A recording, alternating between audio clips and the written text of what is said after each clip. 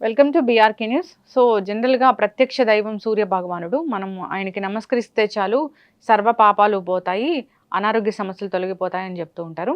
అయితే రీసెంట్గా Guinness book of world రికార్డ్లో ఎక్కిన ఒక విషయం ఉందండి. అది శ్రీకాకుళంలో జరిగింది. దాని గురించిన పూర్తి వివరాలు తెలుసుకుందాం. మనతో పాటు ఉన్నారు ప్రముఖ vegetable therapist and sun spiritual society founder Vikramaditya Guruji గారు. గురూజీ నమస్తే అండి. సూర్యోస్మితల్లి అనునిత్యం చెప్తూ ఉంటారు మీరు, సూర్య భగవానుడు మన ప్రత్యక్ష దైవం. మనకి మనం ఆరోగ్యం బాగాలేకపోయినా మన ఆ దేవుడే రక్షిస్తాడు, సిరి సంపదలు కావాలన్నా ఆయనే కల్పిస్తాడు. సో ఇంకెవరికి మొక్కన అవసరం లేదు, ఆ ప్రత్యక్ష భగవానికి మొక్కితే చాలని చెప్తూ ఉంటారు. అంటే రీసెంట్గా దీనికోసం ఒకటి జరిగింది, సూర్య నమస్కారాలు థౌజండ్స్ ఆఫ్ చేశారా శ్రీకాకుళంలో? 20,000 మంది.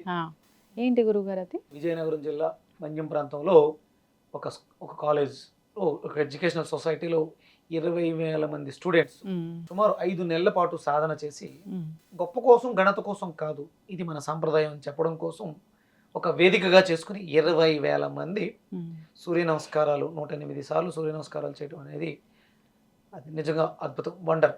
అంటే చేయలేరా అంటే, నేను మొన్న మాఘమాసం మొత్తం అరుణం, మహాసౌరం, త్రిచ విధానంగా, అంటే అవి మొత్తం 76 మంత్రాలతో ఆసనాలు, 12 ఆసనాలు సూర్య నమస్కారంలో, అంటే 12 పోస్చర్స్తో కూడిన సాష్టాంగ నమస్కారాలు 76.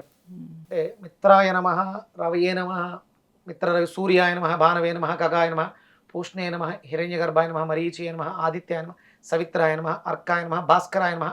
ఇవి 12 నామాలు. ఈ 12 12 పోస్చర్స్తో పాటు త్రిచ విధానంలో ఓం ఐం హ్రీం శ్రీం హ్రాం హ్రీం హ్రూం హ్రైం రౌం రః మిత్రాయ నమః, సూర్యనారాయణమూర్తికి సాష్టాంగ నమస్కారం. ఇలాంటివి 76 ప్రతిరోజు. ఇది 30 రోజుల పాటు చేశాను.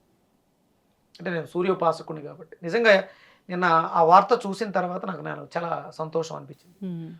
ఎడ్యుకేషనల్ వ్యవస్థలో, స్కూల్లో, యోగాలో ఈ 12 ఆసనాలని పిల్లలకి నేర్పించడం వల్ల వాళ్ళ అభ్యున్నతి అద్భుతంగా ఉంటుంది. వాళ్ళ మెదడులు, అంటే మనకి నాభి సెకండ్ బ్రెయిన్, కానీ ఇది సెకండే, కానీ ఈ సెకండ్ బ్రెయిన్ మన మొదటి బ్రెయిన్ని ప్రభావితం చేస్తుంది.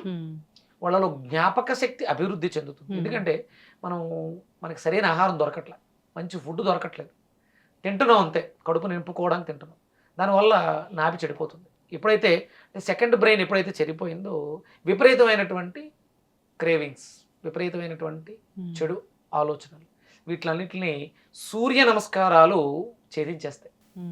మంచి ఆకలి, తిన్న పదార్థాల ద్వారా రిలీజ్ అయినటువంటి చెడు వాయువులు, నెగిటివ్ ఎనర్జీ బయటికి విసర్జింపబడుతుంది. తద్వారా బ్రెయిన్కి ఆక్సిజన్ బాగా వెళ్ళి వాళ్ళ ఆలోచన విధానం బాగుంటుంది.